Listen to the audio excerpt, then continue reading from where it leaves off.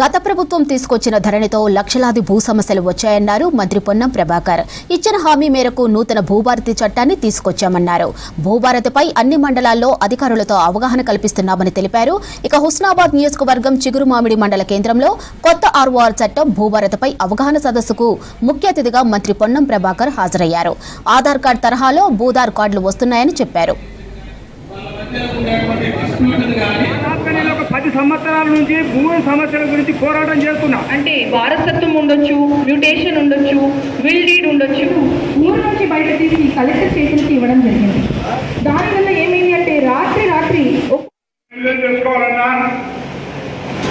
పట్టాలు మార్పు చేసుకోవాలన్నా, మన భూమి వెరిఫికేషన్ చేసుకోవాలన్నా, భూ రికార్డులను కాపీ పొందాలనుకున్నా, ఇట్లా అనేక రకాలమైనటువంటి అంశాలను ఇలా భూభారతిలో పెట్టాం.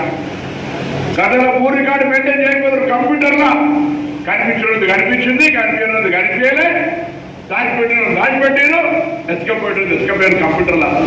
కానీ మళ్ళీ ఎలా గతంలో మనందరికీ ఆధారమైనటువంటి పహాని రకాలు మళ్ళీ మెయింటైన్ చేసే విధంగా ఎలా తీసుకొని వస్తారు. అది మంచిదా కాదు, ఒక మాట పహాని ఉండాలా వద్దా అని అడుగుతారు. మనందరినీ ఉండాలా పహాని ద్వారా మనం నేను ఒక కోడలు ఒక రైతు చెప్తా ఉన్నాడు, బాయి చూసుకోకపోతే కూడిపోద్దట, భూమి మనం చూసుకోకపోతే హద్దులు అటువంటి ఇటువంటి వచ్చి హద్దులు జరిగిపోయి భూమి మనది కాకుండా పోతుందట.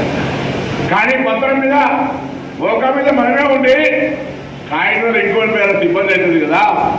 అందుకే పహానీలు రాస్తూ భూమి రికార్డులను మెయింటైన్ చేస్తూ ఒకవేళ వారసత్వం నుంచి వచ్చేది కూడా ఎక్కడైనా వివాదంలో ఉన్నా, పరస్పర కొనుగోలుగా వివాదం ఉన్నా, ప్రభుత్వ భూములు ఎవరైనా కబ్జా ఉన్నా, ఇట్లా అన్ని రకాల సంబంధించి మీరంతా ఈ భూభారతి చట్టానికి సంబంధించి ఒక అవగాహన తెచ్చుకొని ఈ అవగాహన ద్వారా గ్రామాలకు వెళ్ళి చెప్పి రైతులకు ఎక్కడ ఇబ్బందులు పంచాయతీలు రాకుండా, ఎటువంటి సమస్యలు రాకుండా ఈ యొక్క అంశాన్ని మరి పరిష్కరించుకునే విధంగా ఉండాలని మీ అందరికీ హృదయపూర్వకంగా కోరుతా ఉన్నా.